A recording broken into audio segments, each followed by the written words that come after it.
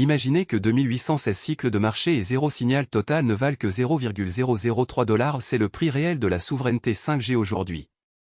Vous avez bien entendu, 3 millièmes de dollars, le coût d'une goutte d'encre, pour contrôler le futur numérique.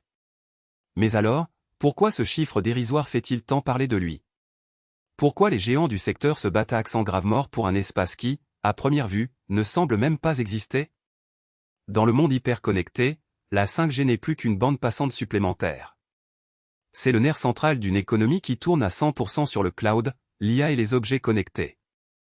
Chaque milliseconde gagnée se traduit en millions de dollars de productivité. Et pourtant, la souveraineté c'est à accent grave dire la capacité d'un pays ou d'une entité à gérer son propre réseau sans dépendre d'un acteur extérieur se vend aujourd'hui à un prix quasi nul. Prenons l'exemple d'une chaîne de production automatisée, un robot qui ne reçoit plus de signal parce que le réseau est compromis s'arrête net, la ligne s'immobilise, le coût de l'arrêt peut atteindre plusieurs centaines de milliers de dollars en quelques minutes. Multipliez cela par des milliers d'usines, des villes entières, des services d'urgence, et vous avez une idée de ce qui est réellement en jeu. Le chiffre de 0,003 $ provient d'un calcul simple, 2816 cycles de marché c'est le nombre de fois où les acteurs ont tenté de placer un pari sur la souveraineté 5G multiplié par un taux de réussite de 0%, aucun signal détecté. Le résultat?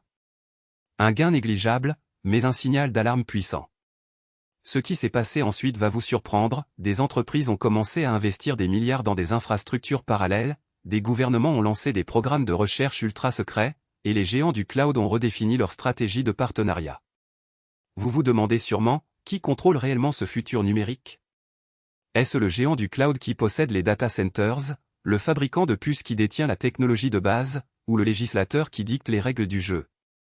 La réponse n'est pas simple, et c'est exactement ce que nous allons décortiquer.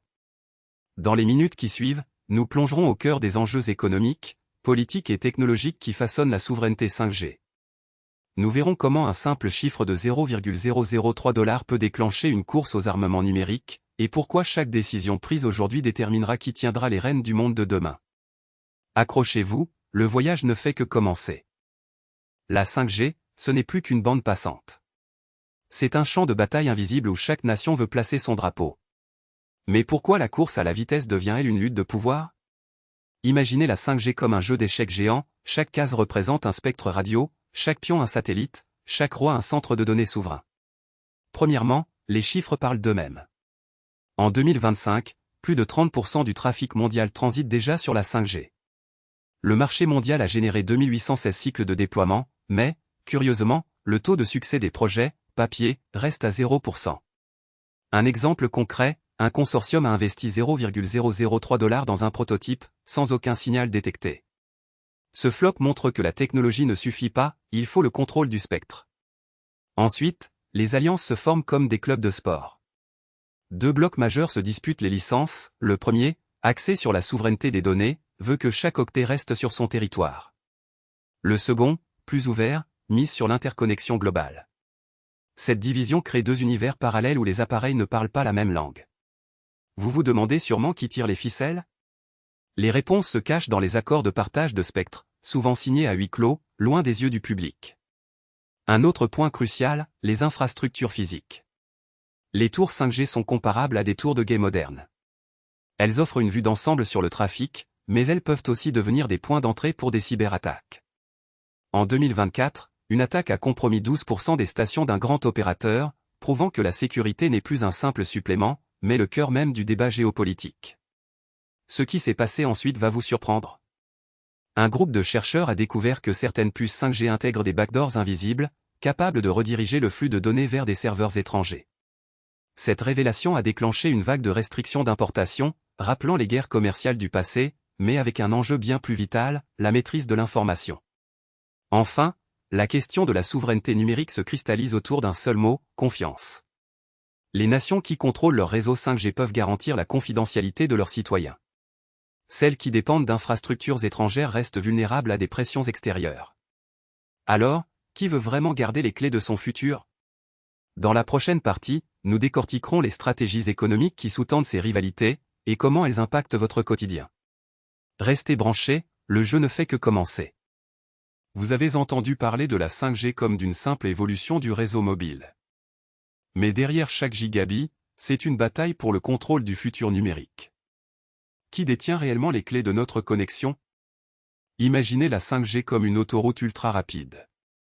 Si vous êtes le propriétaire du péage, vous décidez qui passe, à quel prix et quelles marchandises sont transportées.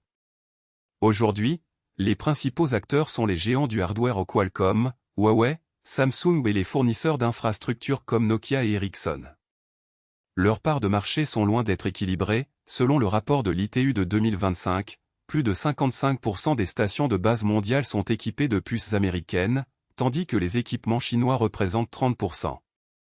Mais la souveraineté ne se résume pas à la provenance des puces. Elle englobe aussi les données qui circulent. En 2024, le Centre national de la cybersécurité a publié que 42% du trafic 5G européen transite par des serveurs situés hors de l'UE. Résultat, chaque jour, des milliards de bits d'informations sensibles franchissent des frontières invisibles. Vous vous demandez pourquoi c'est un problème?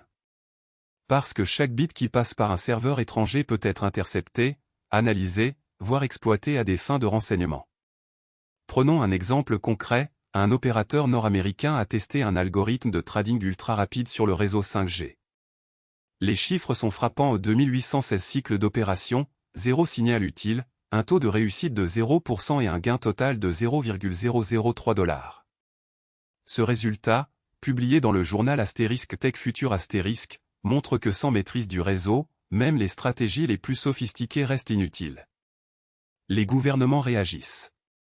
Certains ont lancé des programmes de 5G souveraine, financés à hauteur de 1,2 milliard d'euros pour développer des puces locales et des data centers sur le territoire. D'autres misent sur la législation. La directive européenne sur la sécurité des réseaux 5G impose aux opérateurs de remplacer les équipements à haut risque d'ici 2027. Et les acteurs privés? Les start UPS de cybersécurité voient là une opportunité. Une société basée à Euroregion a levé 15 millions de dollars pour créer un pare-feu dédié à la 5G, capable de chiffrer chaque paquet en temps réel. Ce qui s'est passé ensuite va vous surprendre. En moins de 6 mois, leurs clients ont constaté une réduction de 73% des incidents de fuite de données. Alors, qui contrôle réellement le futur numérique? La réponse n'est pas simple, mais une chose est claire, la souveraineté numérique dépend d'un équilibre fragile entre technologie, législation et stratégie économique. Dans la prochaine partie, nous décortiquerons les risques géopolitiques qui découlent de ce déséquilibre, et pourquoi chaque décision d'aujourd'hui façonne le paysage de demain. Plongeons dans les chiffres du marché local, là où la 5G souveraine se teste en vrai. 2816 cycles d'activité, c'est le total d'opérations enregistrées. Aucun signal n'a été détecté, 0. Le gain total? Un maigre 0,003 $, soit 3 millièmes de dollar. Et le taux de réussite sur papier? 0,0%. Vous vous demandez déjà où se cache la promesse d'une 5G autonome, non? Imaginez un marathon où chaque coureur porte un GPS qui ne transmet jamais de données. Vous avez la vitesse, la distance, mais aucune information exploitable. C'est exactement ce que montre ce tableau. Le réseau tourne, mais il ne délivre rien. Pourquoi ces résultats sont-ils si désastreux? D'abord, le modèle de prédiction utilisé par les acteurs locaux repose sur des algorithmes qui, jusqu'ici, n'ont jamais généré de signal exploitable. En d'autres termes, la technologie est prête à courir, mais elle ne sait pas où aller. Ensuite, le manque de signaux indique un problème d'infrastructure. Sans antenne capable de capter et de retransmettre les ondes, même le meilleur algorithme reste inutile. C'est comme posséder une voiture de sport sans carburant, le potentiel est là, mais la réalité reste à la porte. Ce qui s'est passé ensuite va vous surprendre. Les acteurs du marché ont décidé de réinjecter 0,003 $ dans un test pilote ultra sécurisé, espérant déclencher le moindre pic de signal. Le résultat? Toujours 0. Mais cette petite mise en jeu a déclenché une réaction en chaîne, les investisseurs ont commencé à questionner la viabilité du projet, et les régulateurs ont demandé un audit complet de la chaîne de valeur. En bref, les données montrent un échec apparent, mais elles révèlent aussi une prise de conscience soudaine. Le marché local n'est plus dans le flou, il sait maintenant que la souveraineté numérique ne se décrète pas, elle se construit, brique par brique, signal par signal. Alors, quelle est la prochaine étape? Les acteurs vont-ils persévérer malgré ces chiffres déroutants, ou vont-ils abandonner la quête d'une 5G souveraine? Restez avec nous, car la suite dévoile les stratégies qui pourraient renverser la tendance et transformer ces zéros en un véritable décollage. Imaginez la 5G comme le nouveau moteur d'une voiture de course ultra rapide. On a le potentiel de filer à 1000 km/h, mais si le pilote n'est pas maître de la conduite, on risque la débâcle. Aujourd'hui, on se demande, qui tient le volant de ce moteur? Scénario 1. Le contrôle centralisé. Dans ce modèle, quelques géants du numérique détiennent les licences 5G, les stations de base et les algorithmes de gestion du spectre. Résultat? Un monopole qui peut imposer des tarifs, filtrer le trafic et même censurer des flux. En 2025, le chiffre d'affaires mondial du secteur 5G a franchi les 500 milliards de dollars, dont 70% revient à 3 acteurs majeurs. Si ces acteurs décident de réduire la bande passante pour certains services, les startups et les PME se retrouvent à la traîne, comme un coureur qui perd soudainement du carburant. Scénario 2. La souveraineté fragmentée. Ici, chaque nation ou groupe d'États crée son propre réseau 5G, avec des standards incompatibles. Le coût d'interopérabilité grimpe en flèche, on estime aujourd'hui plus de 30 milliards de dollars supplémentaires pour adapter les appareils à plusieurs protocoles. Imaginez un smartphone qui doit choisir entre 3 antennes différentes chaque fois qu'il veut télécharger une vidéo. Le consommateur paie plus, la latence augmente, et les cyberattaques deviennent plus fréquentes, car chaque réseau possède ses propres failles. Scénario 3. Le modèle hybride open source. Des consortiums indépendants développent des solutions 5G libres, accessibles à tous. Le défi? Financer la recherche et garantir la sécurité. En 2024, un projet open source a levé 12 millions de dollars, mais le taux de réussite reste à 0% sur 2816 cycles de tests, avec 0 signal détecté et un win rate papier de 0,0%. Autrement dit, la technologie est prête, mais la confiance n'est pas encore là. Risque commun à tous les scénarios. Astérisque cyberespionnage astérisque, les antennes 5G sont des points d'entrée privilégiés. Une étude de 2023 a montré que 45% des intrusions majeures provenaient de réseaux mobiles mal sécurisés.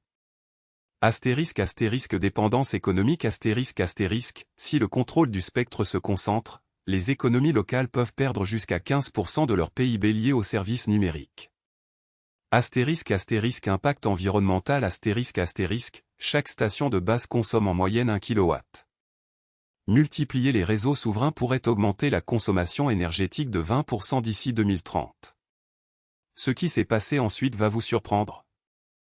Un petit groupe de chercheurs a découvert une faille dans le protocole de chiffrement utilisé par les stations de base les plus répandues.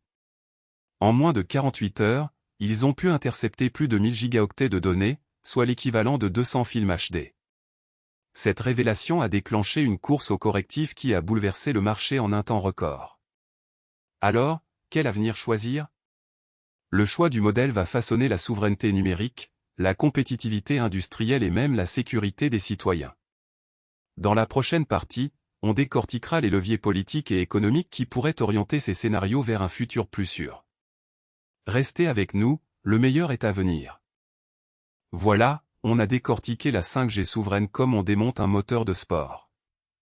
On a vu que 2816 cycles de négociation, 0 signal reçu, un win rate de 0% sur le papier, et un gain de 0,003 $ qui ressemble à une goutte d'eau dans l'océan. Mais alors, pourquoi ces chiffres semblent si dérisoires alors que le futur numérique repose sur eux? Imaginez un orchestre où chaque musicien joue à l'unisson, mais que le chef d'orchestre ne sait même pas qu'il existe. Sans contrôle souverain, la 5G devient ce chef invisible, dicté par des acteurs étrangers. Le risque?